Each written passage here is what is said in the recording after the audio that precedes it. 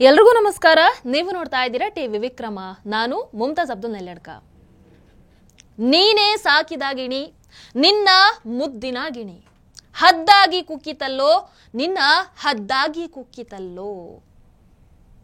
ಯಾರ ಬಗ್ಗೆ ಹೇಳ್ತಾ ಇದ್ದೀನಿ? ಪಾಕಿಸ್ತಾನ. ವೀಕ್ಷಕರು, ಇವರ ಹಣೆ ಬರಹ ನೋಡಿ ಕಚ್ಚುವಂತ ಒಂದು ನಾಯಿಯನ್ನ ಸಾಕ್ತಾರೆ. ಊರವರಿಗೆ ಚೂ ಬಿಟ್ಟು ಎಲ್ರಿಗೂ ಕಚ್ಚು ಹಾಗೆ ಮಾಡ್ತಾ ಇರ್ತಾರೆ. ಆದ್ರೆ ಕೊನೆಗೆ ಏನಾಗುತ್ತೆ? ಒಂದಿನ ಇವರಿಗೆ ಬಂದು ಆ ನಾಯಿ ಕಚ್ಚಿ ಬಿಡತ್ತೆ. ಹೀಗಾಗಿದೆ ಇವತ್ತು ಪಾಕಿಸ್ತಾನದವರ ಪರಿಸ್ಥಿತಿ. ಭಾರತದಲ್ಲಿ ಪುಲ್ವಾಮಾ ದಾಳಿ ಆಯ್ತಲ್ವಾ, ಸೇಮ್ ಟು ಸೇಮ್ ಅದೇ ರೀತಿಯಾದಂತಹ ದಾಳಿ ಈಗ ಪಾಕಿಸ್ತಾನದಲ್ಲಿ ಕೂಡ ಆಗಿದೆ. ಯಾರೋ ಒಬ್ಬ ಭಯೋತ್ಪಾದಕ ಬಾಂಬ್ ಅನ್ನ ಇಟ್ಕೊಂಡು ಬಂದು 16 ಪಾಕ್ ಸೈನಿಕರನ್ನ ಬ್ಲಾಸ್ಟ್ ಮಾಡಿ ಹೋಗಿದಾನಂತೆ. ಪಾಕಿಸ್ತಾನದಲ್ಲಿ ನಡೆದಂತಹ ಸೂಸೈಡ್ ಬಾಂಬ್ ಅಟ್ಯಾಕ್ ನಲ್ಲಿ 16 ಪಾಕ್ ಸೈನಿಕರು ಸಾವನ್ನಪ್ಪಿದ್ದಾರೆ. ಬಹಳಷ್ಟು ಮಂದಿ ಗಾಯಗೊಂಡಿದ್ದಾರೆ ಕೂಡ. ಅಲ್ಲಿನ ನಾಗರಿಕರ ಮೇಲೆ ಕೂಡ ಇದು ಇಂಪ್ಯಾಕ್ಟ್ ಅನ್ನ ಮಾಡಿದೆ. ಎಂತಹ ಪರಿಸ್ಥಿತಿ ನೋಡಿ.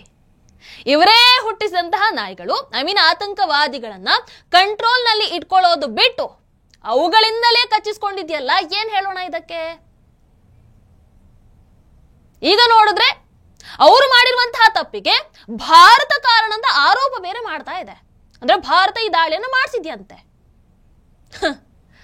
ಇದನ್ನ ಕೇಳಿದ ಮೇಲೆ ನಗಬೇಕು, ಅಳಬೇಕು, ನನಗಂತೂ ಗೊತ್ತಿಲ್ಲ. ವೀಕ್ಷಕರು, ಅಷ್ಟಕ್ಕೂ ಪಾಕಿಸ್ತಾನದಲ್ಲಿ ನಡೆದಿರುವಂತದ್ದು ಸೇಮ್ ಟು ಸೇಮ್ ನಮ್ಮ ಪುಲ್ವಾಮಾ ಮಾದರಿಯಾದಂತಹ ದಾಳಿ. ಅಂಡ್ ಇದನ್ನ ಅಲ್ಲಿನ ಒಂದು ಪರ್ಟಿಕ್ಯುಲರ್ ಟೆರರಿಸ್ಟ್ ಗ್ರೂಪ್ ನಾವೇ ಮಾಡಿದ್ದು, ಅದನ್ನ ನಾವೇ ಮಾಡಿದ್ದು ಅಂತ ಅವರೇ ಒಪ್ಕೊಳ್ತಾ ಇದ್ದಾರೆ. ಅವರಷ್ಟು ಒಪ್ಪಿಕೊಂಡ ಮೇಲೂ ಕೂಡ ಅವರನ್ನ ಹೊಡೆದು ಹಾಕೋದು ಬಿಟ್ಟು ಭಾರತದ ಮೇಲೆ ಗೂಬೆ ಹೊರಿಸೋದಕ್ಕೆ ಹೊರಟು ನಿಂತಿದೆ ಪಾಕಿಸ್ತಾನ. ಅದಕ್ಕೆ ಭಾರತ ಕೂಡ ಯಾವ ಉತ್ತರವನ್ನು ಕೊಡಬೇಕೋ ಕೊಟ್ಟಿದೆ. ಏನು ಉತ್ತರವನ್ನ ಕೊಟ್ಟಿದೆ ಅವೆಲ್ಲವನ್ನ ಇವತ್ತಿನ ಈ ಸ್ಪಾಟ್ಲೈಟ್ ಕಾರ್ಯಕ್ರಮದಲ್ಲಿ ನೋಡ್ತಾ ಹೋಗೋಣ. ನೀವು ಟಿವಿ ವಿಕ್ರಮವನ್ನ ಇನ್ನೂ ಕೂಡ ಸಬ್ಸ್ಕ್ರೈಬ್ ಮಾಡಿಲ್ಲ ಅಂದ್ರೆ ದಯವಿಟ್ಟು ಈ ಕೂಡಲೇ ಟಿವಿ ವಿಕ್ರಮವನ್ನ ಸಬ್ಸ್ಕ್ರೈಬ್ ಮಾಡಿ. ವೀಕ್ಷಕರೇ, ಪಾಕಿಸ್ತಾನದಿಂದ ಒಂದು ವಿಚಾರ ಬರುತ್ತೆ. ಒಬ್ಬ ದಾಳಿಕೋರ ಸ್ಫೋಟಕಗಳನ್ನ ತುಂಬಿಸ್ಕೊಂಡು ಅದನ್ನ ಮಿಲಿಟರಿ ಕಾನ್ವೆ ಕಡೆಗೆ ಸ್ಫೋಟಿಸಿದ್ದಾನೆ. ನೀರಲ್ಲಿ ಅನ್ನುವಂತಹ ಜಾಗದಲ್ಲಿ ಈ ಅಟ್ಯಾಕ್ ನಡೆಯುತ್ತೆ. ಈ ಪರ್ಟಿಕ್ಯುಲರ್ ಜಾಗ ತಾಲಿಬಾನ್, ಅದೇ ರೀತಿ ಅಲ್ ಖೈದಾದ ಹಬ್ ಆಗಿತ್ತು. ಇದರಲ್ಲಿ 16 ಪಾಕಿಸ್ತಾನಿ ಸೈನಿಕರು ಸಾವನ್ನಪ್ತಾರೆ. 19 ನಾಗರಿಕರು, 11 ಸೈನಿಕರು ಗಾಯಾಳುಗಳಾಗಿದ್ದಾರೆ. ಅಂಡ್ ಇದರಲ್ಲಿ 6 ಮಕ್ಕಳು ಕೂಡ ಇದ್ದಾರೆ.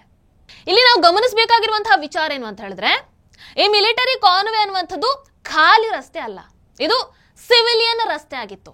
ನಾಗರಿಕರು ಕೂಡ ಅಲ್ಲಿದ್ರು. ಆ ಸಮಯದಲ್ಲಿ ಈ ಸೂಸೈಡ್ ಅಟ್ಯಾಕ್ ನಡೆಯುತ್ತೆ. ಹಾಗಾಗಿ ಈ ಸ್ಫೋಟದಿಂದಾಗಿ ಅಲ್ಲಿ ನಾಗರಿಕರ ಮನೆಗಳು ಕೂಡ ಧ್ವಂಸ ಆಗಿದೆಯಂತೆ.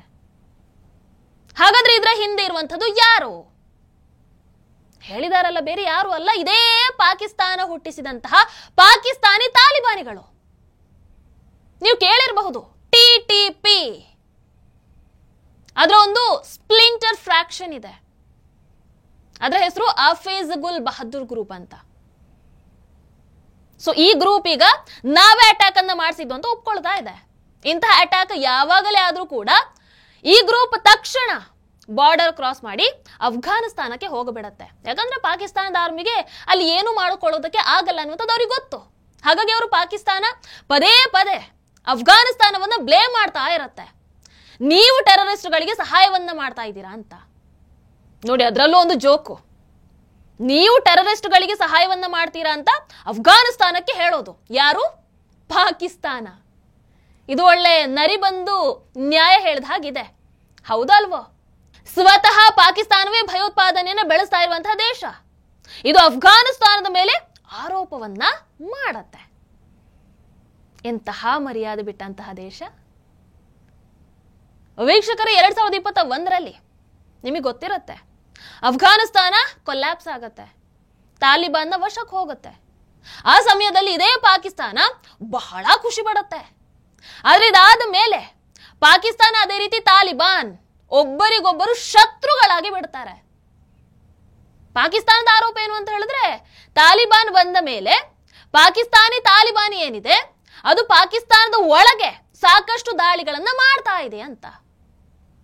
ಇದರಲ್ಲಿ ಬಹಳ ದೊಡ್ಡ ಗ್ರೂಪ್ ಯಾವುದು ಅಂತ ಹೇಳಿದ್ರೆ TTP, that is Tehreek Taliban Pakistan. ಇದರ ಜೊತೆಗೆ ಕದನ ವಿರಾಮವನ್ನ ಪಾಕಿಸ್ತಾನ ಮಾಡ್ಕೊಳ್ಳುತ್ತೆ.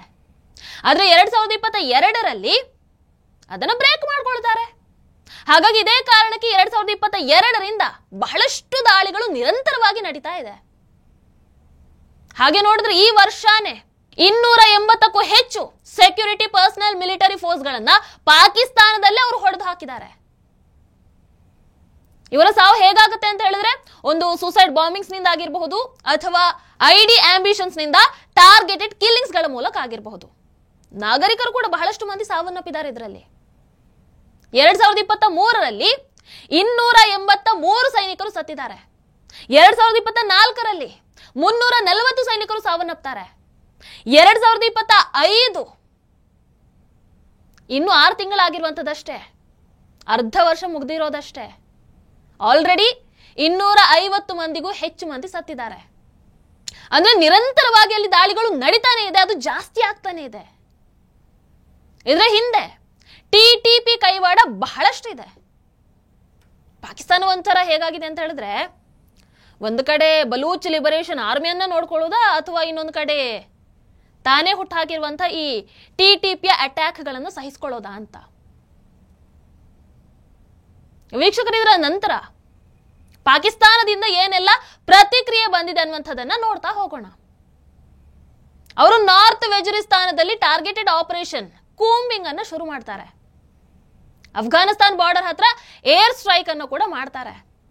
ಇದರಿಂದ ಮತ್ತೊಮ್ಮೆ ಇಸ್ಲಾಮಾಬಾದ್ ಏನಿದೆ ಅದು ಅಫ್ಘಾನಿಸ್ತಾನದ ಮೇಲೆ ಒತ್ತಡವನ್ನ ಹೇರುತ್ತೆ. ಪಾಕಿಸ್ತಾನಕ್ಕೆ ಎಲ್ಲವೂ ಗೊತ್ತು, ತನ್ನ ಸತ್ಯ ಗೊತ್ತು. ಆದ್ರೂ ಎಲ್ಲ ಆರೋಪವನ್ನ ಡೈರೆಕ್ಟ್ ಆಗಿ ಇಂಡೈರೆಕ್ಟ್ ಆಗಿ ಭಾರತದ ಮೇಲೆ ಮಾಡ್ತಾ ಇದೆ. ವೀಕ್ಷಕರ, ಆಮೇಲೆ ಭಾರತ ಇತ್ತೀಚೆಗೆ ಪೆಹಲ್ಗಾಮ್ ಅಟ್ಯಾಕ್ ಆದ ಮೇಲೆ ಎಷ್ಟು ಅಗ್ರೆಸಿವ್ ಆಗಿ ಹೋಗ್ತಾ ಇದೆ ಅನ್ನುವಂಥದ್ದು ನಿಮಗೆ ಗೊತ್ತು. ಈ ರೀತಿಯಾದಂತಹ ದಾಳಿಗಳು ಮುಂದಿನ ದಿನಗಳಲ್ಲಿ ಆದರೆ ಇದನ್ನು ನಾವು ಯುದ್ಧದ ರೀತಿಯಲ್ಲೇ ನೋಡೋದು ಅಂತ ಬಹಳ ಸ್ಪಷ್ಟವಾಗಿ ಎಚ್ಚರಿಕೆಯನ್ನ ನೀಡಿದೆ ಪಾಕಿಸ್ತಾನಕ್ಕೆ. ಎಲ್ಲೋ ಒಂದು ಕಡೆ ಪಾಕಿಸ್ತಾನ ಈಗ ತನ್ನ ಸೋಲನ್ನ ತಿರುಗಿಸೋದಕ್ಕೆ ನೋಡ್ತಾ ಇದೆ.